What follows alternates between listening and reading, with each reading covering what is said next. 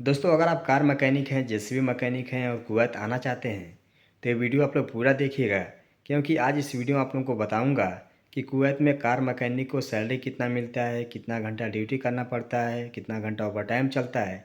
सब कुछ डिटेल्स में बताने वाला हूँ, बट आप लोग वीडियो पूरा देखिएगा और चैनल को सब्सक्राइब और साथ में घंटी का बेल आइकन जरूर प्रेस कर लीजिए ताकि आपको वर्कर से रिलेटेड वीडियो मिलती रहे। तो चलिए वीडियो शुरू करते हैं। दोस्तों अगर आप कुवैत में एज ए कार मैकेनिक की जॉब करना चाहते हैं तो आपके पास कम से कम 4 या 5 साल का एक्सपीरियंस होना चाहिए।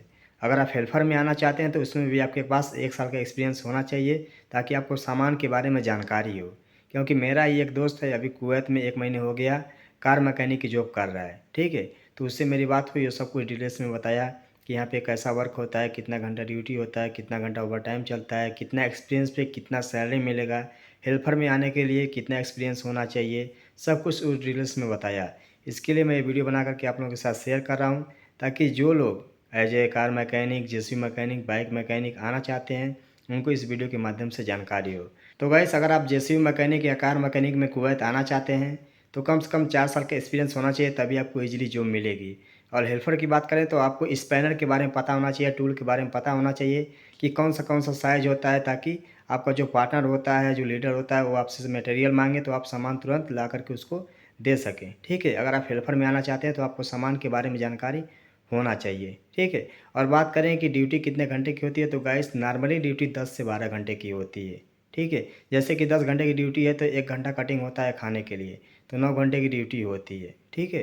तो 10 से 12 घंटे की ड्यूटी होती है। और ओवर टाइम की बात करें तो ज़्यादा ओवर टाइम नहीं चलता है, किसी किसी गैरेज में 2 घंटे ओवर टाइम चलता है, नहीं तो अधिकतर ओवर टाइम नहीं चलता है, ठीक है।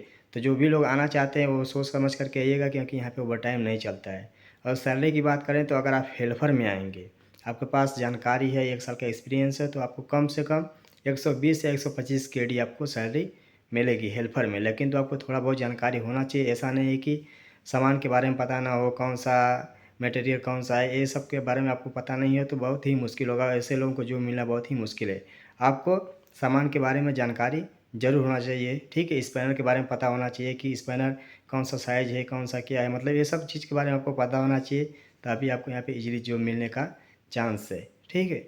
और सैलरी की बात करें कार मैकेनिक, जेसीबी मैकेनिक की, तो अगर आपके पास पूरी जानकारी है तो आपको 150 से लेके 170 दिनार तक आपको सैलरी मिलेगा। यानी कि इंडियन मनी में बताऊँ तो 45,000 से लेकर 47,000 रुपये तक आपको बेसिक सैलरी मिलेगा, ठीक है। यानी कि 10 घंटे की आपको सैलरी मिलेगी अगर आप कार मैकेनिक हैं, जेसीबी मैकेनिक हैं, आपको काम के बारे में जानकारी है तब। अगर आपको काम के बारे में पूरी जानकारी है तो आपका कफिल जो है आप पे खुश होकर के सैलरी आपको बढ़ा के देगा, ठीक है। लेकिन तो आपके काम के बारे में पूरी जानकारी होना चाहिए।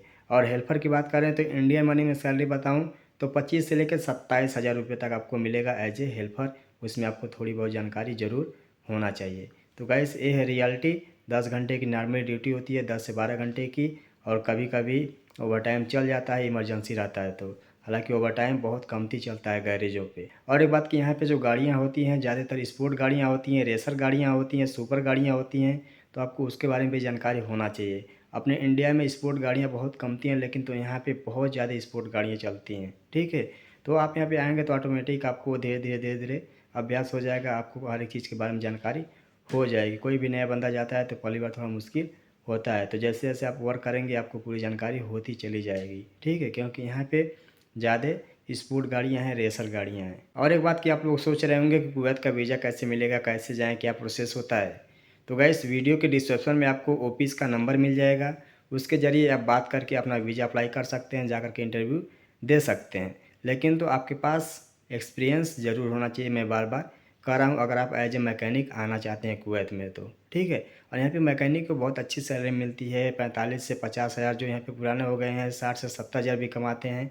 तो जब आप जैसे जैसे पुराने होंगे वैसे वैसे आपकी सैलरी बढ़ती जाएगी, ठीक है। तो गैस ये सब जानकारी थी जो मैं आप लोगों के साथ शेयर किया। काफ़ी दोस्त कमेंट्स कर रहे थे तो मैं सोचा इस पर एक वीडियो बना करके आप लोगों के साथ शेयर ज़रूर करना चाहिए। तो गैस मेरा दोस्त जो इस समय अभी कुवैत में जॉब कर रहा है कार मैकेनिक का, इस समय उसकी सैलरी 45,000 रुपये है, ठीक है। इंडियन मनी में 45,000 रुपये है। और ओवर टाइम उसका नहीं है, 10 घंटे की ड्यूटी है, यानी कि 9 घंटा ड्यूटी करता है, 1 घंटा खाने का कटता है, ठीक है। यानी कि 1 घंटा लंच टाइम होता है। तो गाइस ये रियलिटी थी जो मैं आप लोगों के साथ शेयर किया। उम्मीद करता हूँ कि हमारी जानकारी आप लोगों को अच्छी लगी हुई, तो प्लीज़ वीडियो को लाइक, चैनल को सब्सक्राइब और शेयर जरूर करिएगा ताकि और दोस्तों को इस वीडियो के माध्यम से जानकारी मिले। नमस्कार, जय हिंद।